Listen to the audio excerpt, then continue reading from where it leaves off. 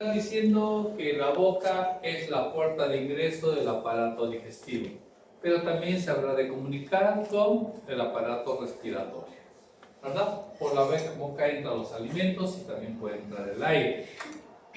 Los alimentos se van a la vía digestiva y el aire puede continuar incluso en las vías respiratorias.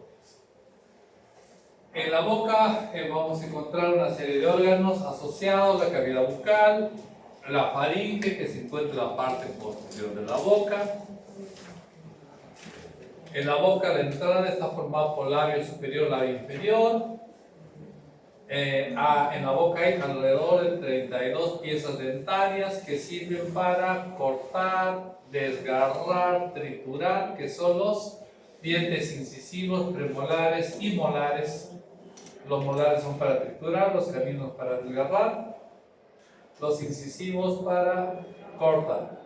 También hay un músculo que es el músculo esquelético de la lengua y que sirve también para percibir los diferentes sabores que podamos tener. Ahí está la boca. Oye, que este dibujito está mejor que los otros. Lengua, dorso de lengua, dientes, úvula, pilares anteriores, esto vendría a ser paladar blando, paladar duro, dientes, labio inferior, labio superior, frenillo del labio superior, frenillo del labio inferior. También hay frenillo lingual en la parte inferior de la lengua. Como habíamos comentado, la boca es el ingreso de los alimentos. A través de los dientes y la lengua se habrá de formar el bolo alimenticio, y la lengua favorece la ubicación de los alimentos, la ubicación para que puedan ser adecuadamente triturados, desgarrados o cortados por los dientes. Al mismo tiempo habrá de favorecer la formación del bolo alimenticio. Todo esto asociado a las glándulas salivales que habrán de humedecer los alimentos dentro de la boca. La faringe se encuentra en la parte posterior de la boca. Es la continuidad del aparato digestivo después de la boca. Primero empieza la boca, el aparato digestivo, luego continúa la faringe. La faringe fundamentalmente está revestido por una mucosa.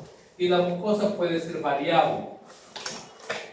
Cuando la zona de la mucosa de la faringe que comunica con la nariz, puede comunicarse con la nariz y puede comunicarse con la tráquea y puede comunicarse con el esófago. Y también a través del oído medio, a través de la trompa de Eustaquio. ¿Recuerdan cuál era la trompa de Eustaquio? Es ese conducto que unía la faringe con el oído medio. Eso lo visualizamos cuando cerramos la boca, la nariz, hacemos presión y vemos cómo la presión mueve, o sentimos cómo mueve los tímpanos. A través de la presión que empujamos a través de la trompa de Eustaquio. Por la faringe pasa tanto los alimentos como el aire, para el aparato digestivo como para el aparato respiratorio. Ahí está. Boca.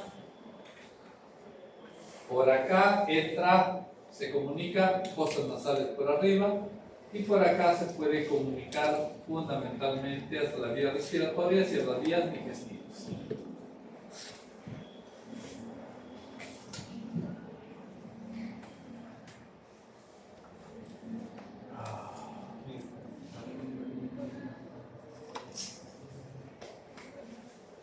La faringe es una vía común tanto en la vía digestiva como en la vía respiratoria.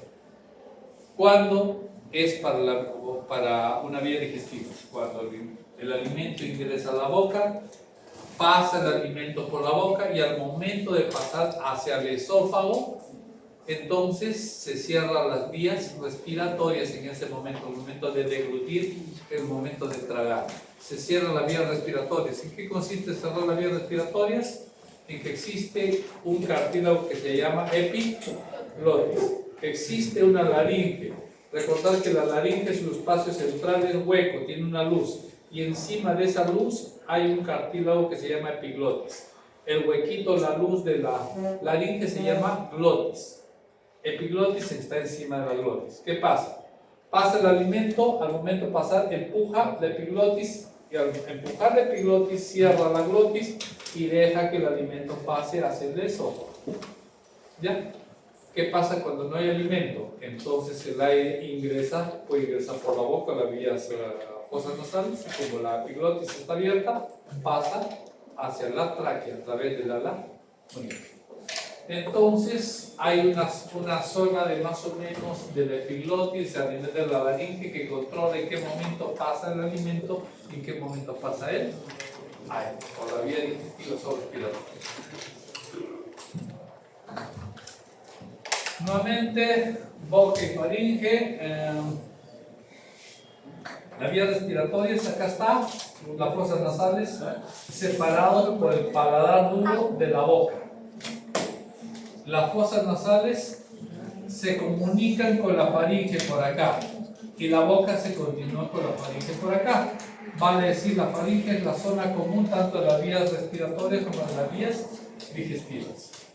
Se extiende desde la base del cráneo hasta la sexta vértebra cervical, de 3 centímetros de largo. Se divide en 3 partes la faringe: la rinofaringe, la orofaringe y la laringofaringe.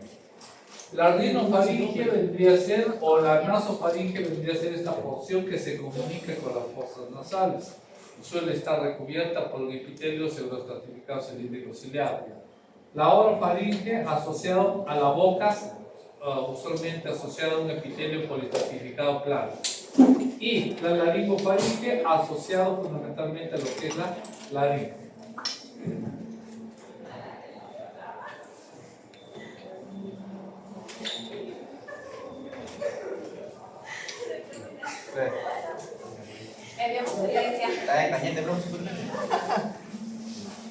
Son 4 hermanitas que salen a la misma hora, el mismo carro, el mismo chofer, la misma llanta, profe.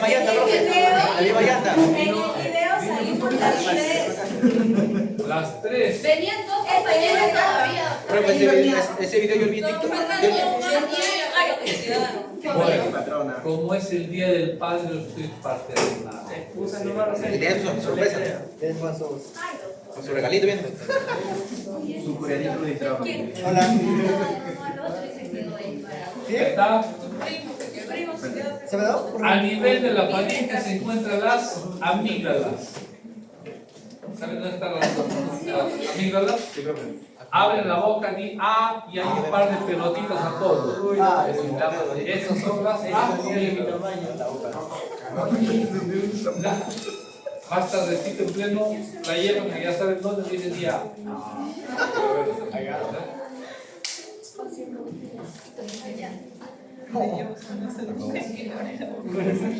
Según la localización, tenemos la llamada amígdala faringe, llamada también amígdala de Luschka, y está situada en el techo de la faringe. Acá está. Unas amígdalas situadas en la nasofaringe, ya, a las cuales podemos llamar adenoides.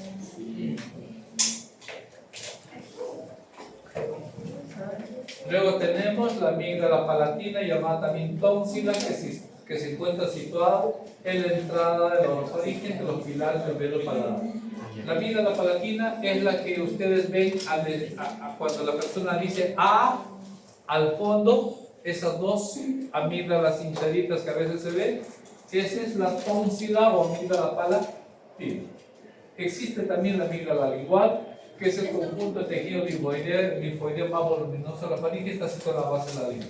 ¿Recuerdan que dijimos en el tercio posterior de la lengua hay tejido linfoideo? Bueno, asociado a lo que vendría a ser la amígdala lingual. Ahí está. Amígdala faringe, amígdala palatina y amígdala lingual. Les presento el cuello. Estos son los límites del cuello. Noten, hay estructuras musculares asociadas, estructuras óseas asociadas. Límite del cuello. Límite superior, el borde inferior de la mandíbula, la apófisis mastoidea, la línea del curvo occipital superior, límite posterior, línea cervical media posterior, anterior, línea cervical media anterior, inferior, manubrio esternal, articulación externo-clavicular, borde de la clavícula, articulación acromio-clavicular. Todo esto es el cuello, los límites del cuello.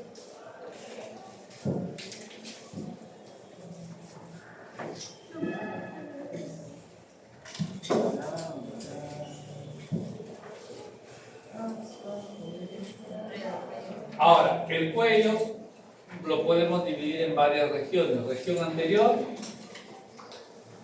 acá, delante del esternocleidomastoideo. Región lateral, asociado al esternocleidomastoideo. Y región posterior, asociado detrás al músculo esternocleidomastoideo. El cuello, la región anterior, llamada también ioidea, región lateral del cuello, región vertebral o posterior del cuello.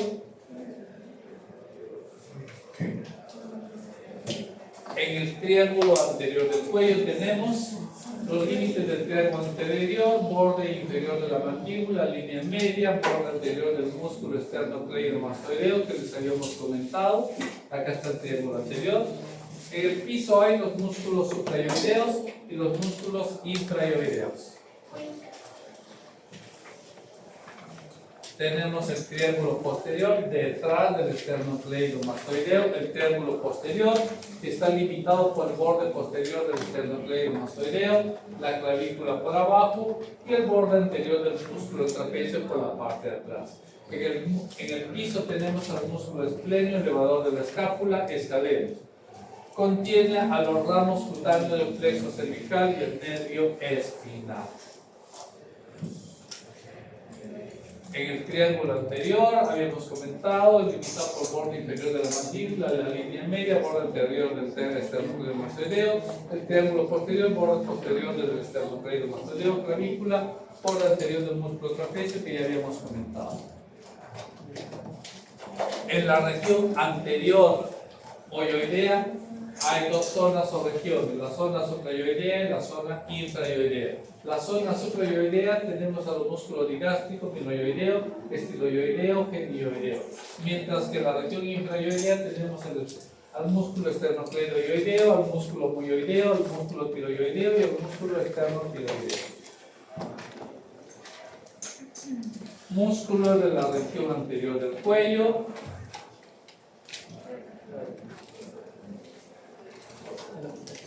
Tenemos el estiloyoideo, muyoideo, esternoyoideo, tiroyoideo, digástrico, miloyoideo, esternotiroideo.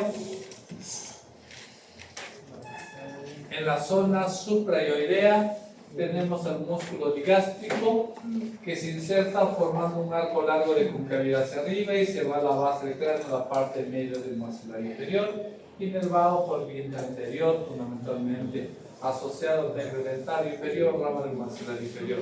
Tiene por acción descender el maxilar inferior y elevar el hueso dioides. El músculo estiloyoideo es un músculo delgado, alargado y fusiforme. Inserto por arriba se inserta en la parte externa de la apófisis estiloides, por abajo la cara anterior del cuerpo de ioides. Tiene por acción la elevación a dioides. Músculo miloyoideo, que es aplanado, delgado y cuadrilátero, que forma el suelo de la boca, como ven en el recuadro. Se inserta por arriba en la línea del maxilar superior, por debajo en el ioides y en la línea blanca suprayoidea. Tiene por acción elevar el hueso ioides y la lengua. Músculo genioideo es un músculo cilindroide situado por encima del miloyoideo y se inserta por la parte de la apófisis genioidea del maxilar inferior y por otra la cara anterior del ioides. Tiene por acción, es un depresor del maxilar inferior con un punto fijo en el ioides, el elevador del ioides y se fija en el maxilar inferior. En la región infrayoidea tenemos el músculo esternocleidoyoideo, que es un músculo en una forma de cinta que va de la extremidad superior del tórax al hueso ioides. Inserta abajo la extremidad externa de la clavícula del esternón y arriba en el borde inferior del ioideo. Acción baja el ioides. el músculo tiroideo, que es un músculo corto debajo del esternocleidoideo, se inserta que va de los tubérculos tiroideos al borde inferior del tiroideo. Tiene por acción bajar los huesos yoides. Músculo homoioideo, que es un músculo que va de los huesos yoides a la escápula. Inserto atrás en el borde superior del omóplato, por delante en la parte externa del cuerpo del yoide. Tiene por acción bajar el hueso yoides inclinándolo hacia atrás. Músculo esternotiroideo. Es un músculo ancho y asentado situado por debajo del esternocleidomastoideo. Se inserta por abajo en la caja posterior del esternón y primer cartílago costal, arriba del tubérculo de la cara externa del cartílago tiroides, y tiene por acción bajar la laringe y el yoides. En la región lateral del cuello tenemos los músculos superficiales como el titanio, el esternocleidomastoideo, y los profundos como el escaleno anterior y el escaleno posterior. En relación a los músculos superficiales tenemos el músculo cutáneo del cuello, que es un músculo ancho, delgado, situado lateralmente en el cuello, debajo de la aponeurosis superficial.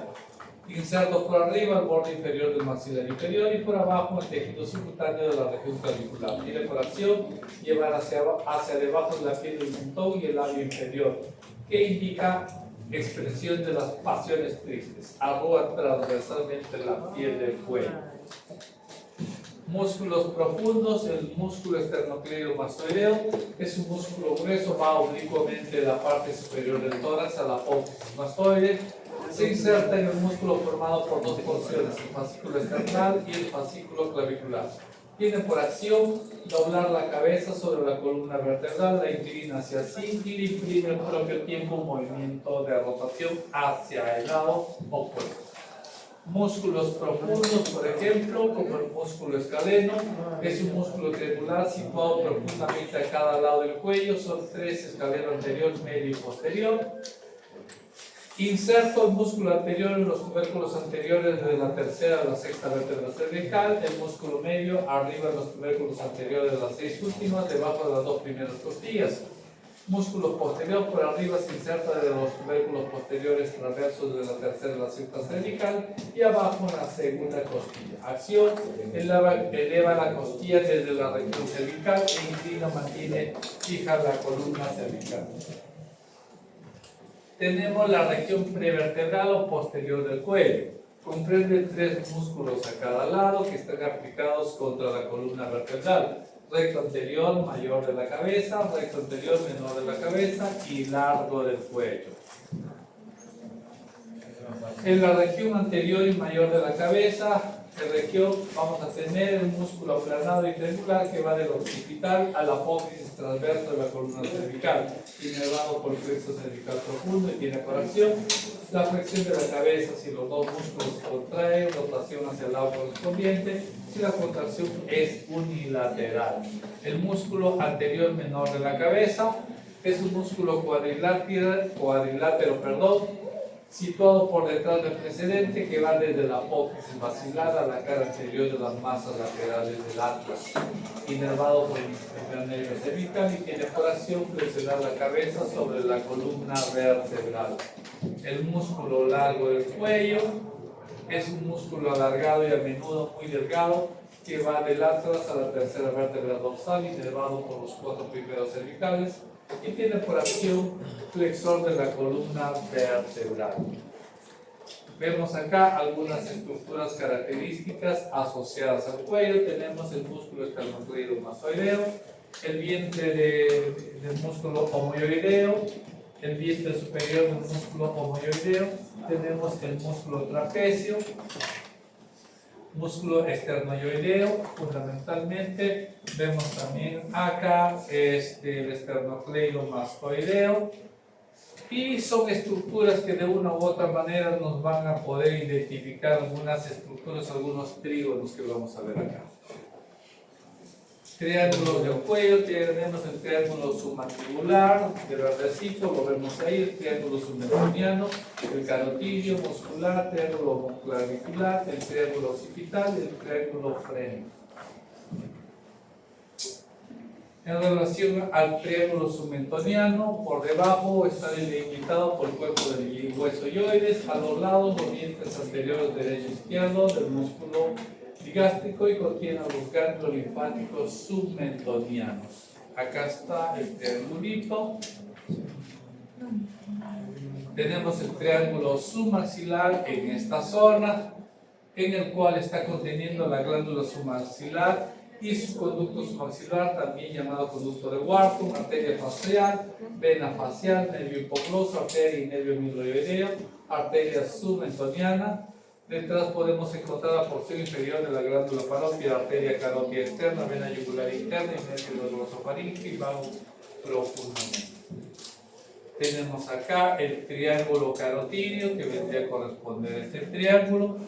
Tiene por contenido la división de la arteria carótida común, la vena yugular interna, la carótida externa, con sus ramas arteria lingual y facial, tiroidea superior occipital, nervio hipogloso, correspondiente tributario de la vena yugular interna, raíz superior de la asa cervical. Continuamos con el triángulo muscular, formado por el vientre superior del músculo ioideo, borde anterior del esternocleidomastoideo y el plano medio del cuello. Contiene el músculo infraioideo, la laringe, la tiroides, paratiroides, nervio laríngeo recurrente, nervio laríngeo superior, carótida común, parte externa y la yugular interna. El triángulo de Pirogov, que vendría a ser este chiquitito, se limita por el borde posterior del músculo miloideo, nervio hipogloso, tendón intermedio del digástrico, contiene la llamada arteria lingual. El triángulo de Becklar, que acá lo vemos acá, limitado por el borde posterior del músculo hipogloso, hueso ioides, vientre posterior del digástrico y que contiene al nervio hipogloso y a la llamada arteria lingual. El triángulo Farabé, limitado por la vena yugular interna, vena tirolinguofaringofacial, el nervio hipogloso y que contiene la bifurcación de la arteria carotidia primitiva interna y externa. El triángulo de Guyot, cuyo límite posterior, borde anterior de la vena yugular interna, límite anterior inferior, tronco venoso tirolinguofaringofacial, límite superior, borde inferior del vientre posterior del músculo digástrico, asociado a la bifurcación carotídea, arteria tiroidea lingual y facial del nervio hipogloso. El triángulo de Serilot, acá lo vemos en chiquitito, está limitado por fascículo external del esternocleidomastoideo, fascículo clavicular del esternocleidomastoideo, la clavícula y contiene al llamado nervio frénico. El triángulo de Jackson, llamado triángulo de seguridad, tiene como límite superior la parte inferior del cartílago cricoides, lados los bordes internos de los músculos esternocleidomastoideo y vértice horquilla supraesternal.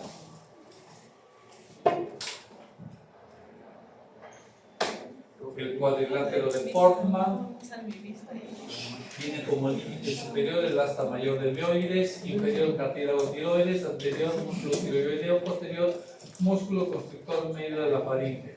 Contenido fundamentalmente la vena, el nervio y la arteria laríngeo superior, nervio laríngeo superior, arteria laríngeo superior y la vena laríngeo superior.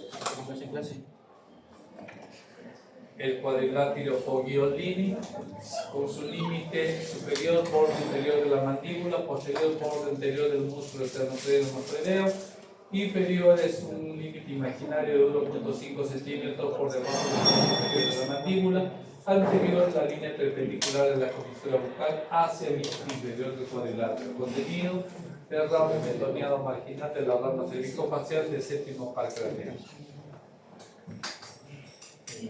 El triángulo occipital que contiene, vemos acá fundamentalmente, que contiene A los músculos escaleno posterior y medio, nervio supraclavicular, arteria supraescapular, arteria cérvico-transversa, grupo ganglionar BP, arteria dorsal de la escápula, emergencia de los nervios superficiales del plexo cervical, nervio occipital menor, nervio auricular mayor, nervio cervical transverso, supraclavicular, nervio espinal del accesorio,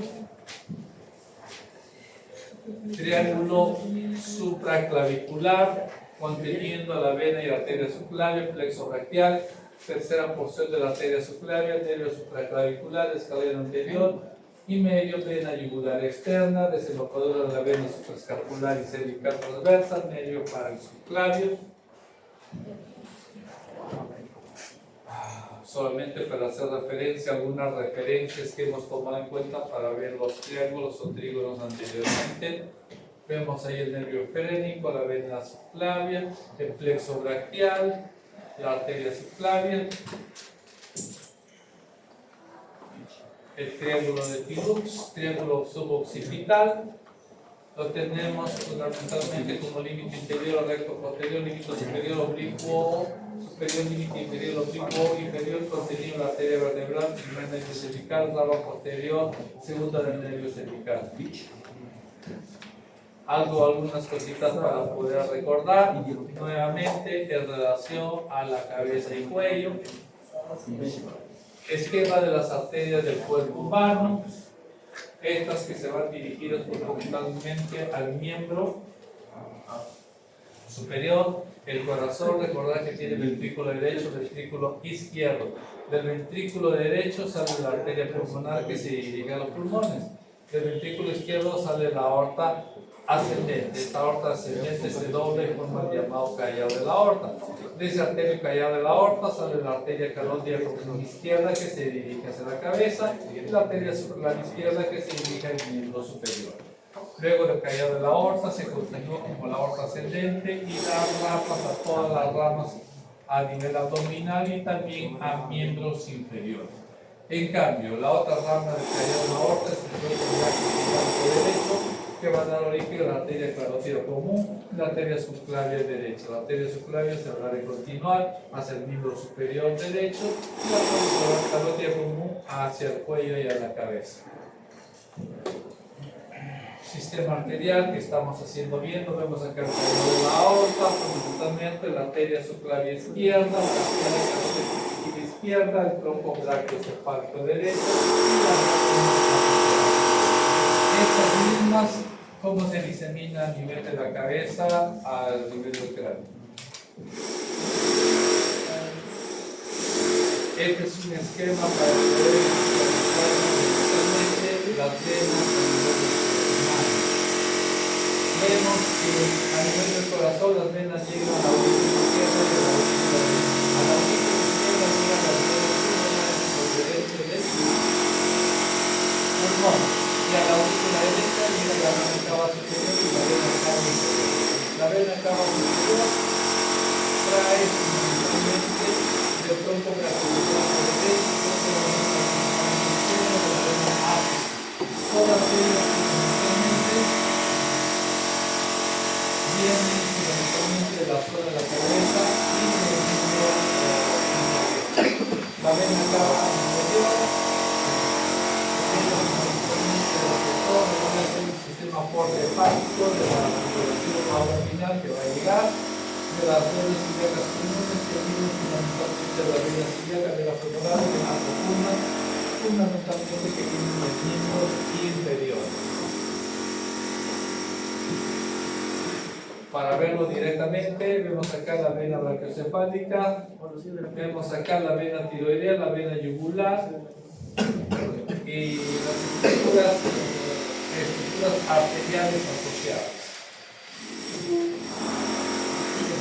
Vemos ahí la tiroidea inferior, la yugular interna, la tiroidea superior, algunas ramas venosas. Solamente para recordar cómo serían las estructuras del cuello. Hacemos un corte a nivel del cuello y lo miramos desde arriba. ¿Qué vamos a ver? Claramente acá está la vértebra. Tenemos estructuras musculares, vasos sanguíneos, fundamentalmente acá tenemos la tráquea y acá tenemos el esófago. Recordar cuando hay una plaza acá, ¿qué está aplastado?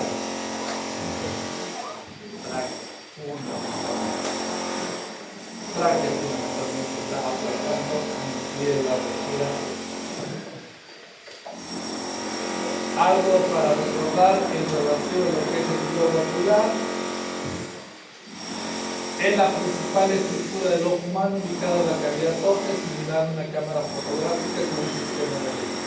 ¿Cuál es el sistema de lentes? Dado fundamentalmente por el cristalino. Y la cámara oscura está dada fundamentalmente por el grosor del globo ocular. Recordad que el grosor del globo ocular tiene tres capas: la retina, la coroides, que tiene una tonalidad o pigmentación negruzca que favorece que ese espacio se vea a oscuras, y la esclerótica que lo envuelve externamente.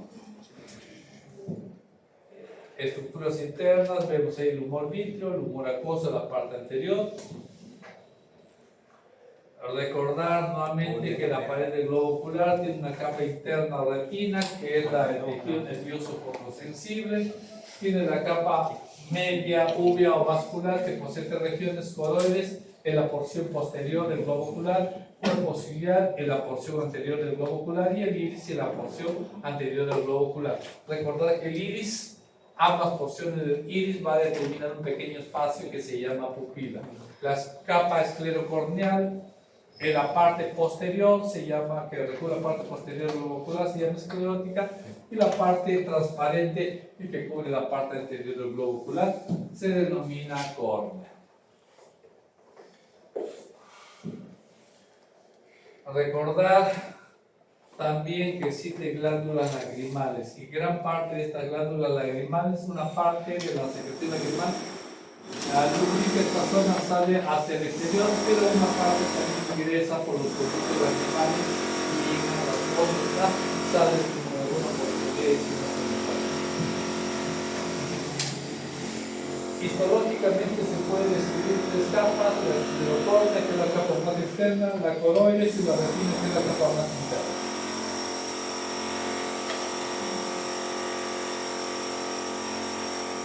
La esclerocornea, constituida por la esclerótica, la cual es una proyección de la dura madre hacia la anterior y se adelgaza formando la córnea. La esclerocornea vendría a ser la continuidad de la dura madre que se encuentra en otra área del cerebro.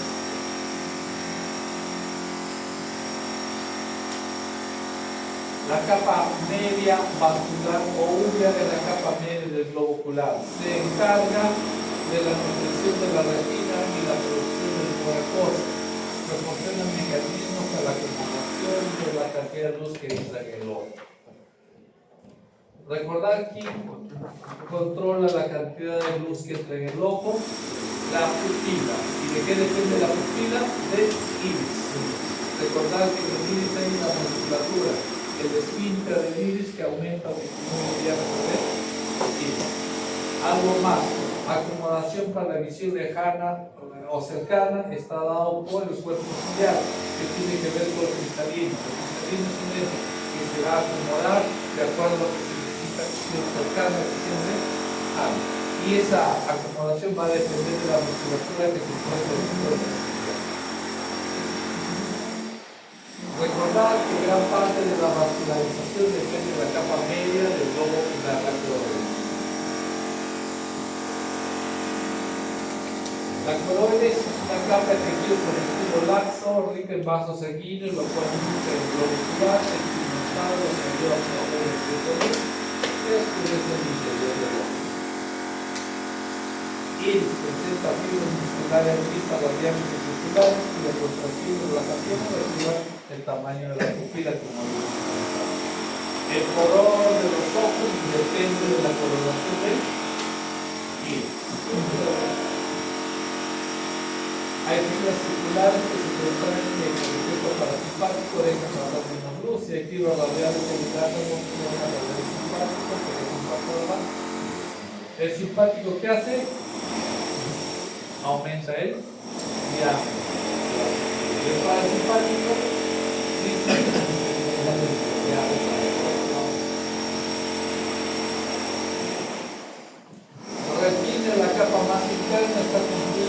capas centrales, receptores visuales, conos y ratones, además de 4 tipos de neuronas. Además está compuesta por la fovea central y el punto ciego, donde no hay conos ni ratones.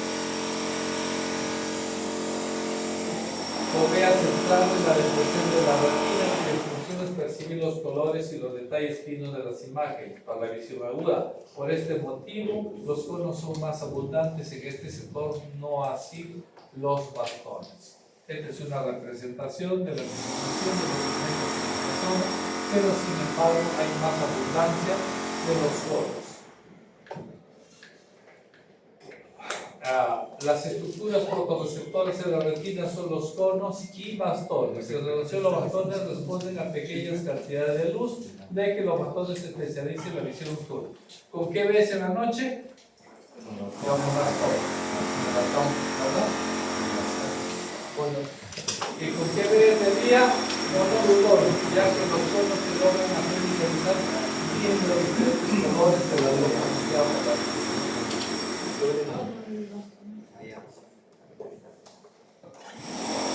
Además, el humor acuoso, quien lo elabora los procesos ciliares. ¿Dónde se encuentran los procesos ciliares? En el cuerpo ciliar. Y el cuerpo ciliar forma parte de lo que debería ser la capa media o úrea. Esos cuerpos ciliares elaboran el humor acuoso. Ese humor acuoso se encuentra en la cámara anterior y posterior de quién. La cámara anterior del globo ocular, la cámara posterior. Recordad que la cámara anterior y posterior se comunican a través de la pupila. El aumento de la presión intraocular a ese nivel origina glaucoma. El iris da coloración a los ojos, tiene un orificio en centro de la pupila. El cristalino es simplemente de naturaleza eléctrica, por lo que cede la torsión estirándose, aplanándose. Se estira y se aplana ¿para qué? Para acomodarse a la visión lejana o la visión cercana. El humor líquido posee consistencia gelatinosa, con la unión transparente. Vemos ahí el cristalino sostenido por los ligamentos inferiores. Recordad que el cristalino tiene transparencia y se queda en una ubicación gracias a que se encuentra sostenido por los ligamentos suspensores. Aquí se encuentra sostenido fundamentalmente al cuerpo ciliar. Y en el cuerpo ciliar que hay músculo ciliar, fundamentalmente. Gracias a esto, el cristalino tiene la posibilidad de variar su curvatura y este fenómeno se llama acomodación para la visión cercana y para la visión lejana.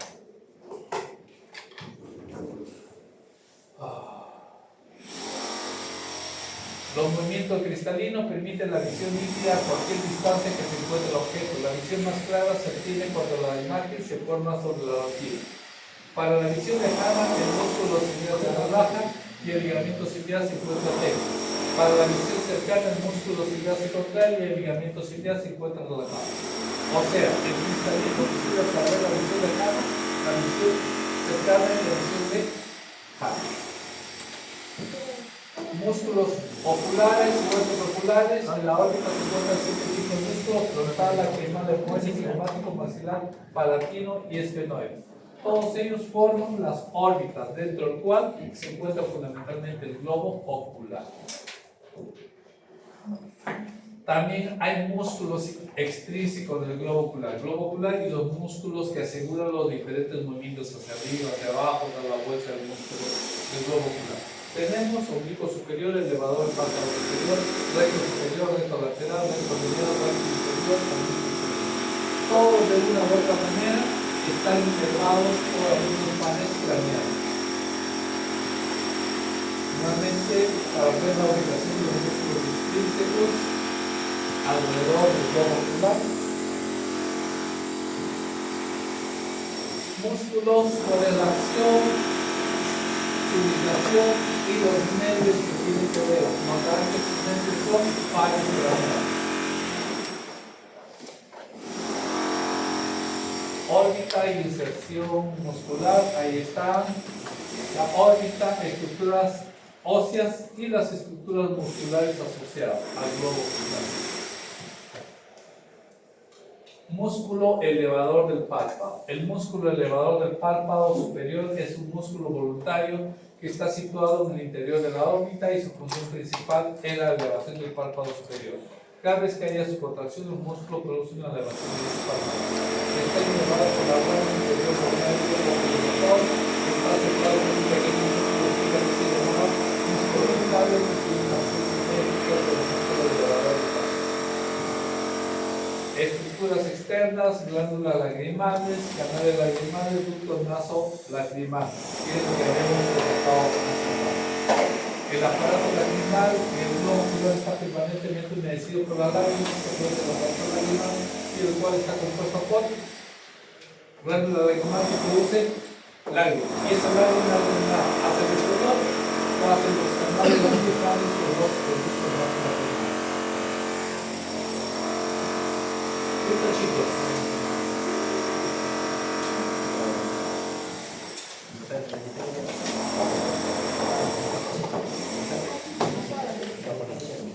Nos vemos en el próximo.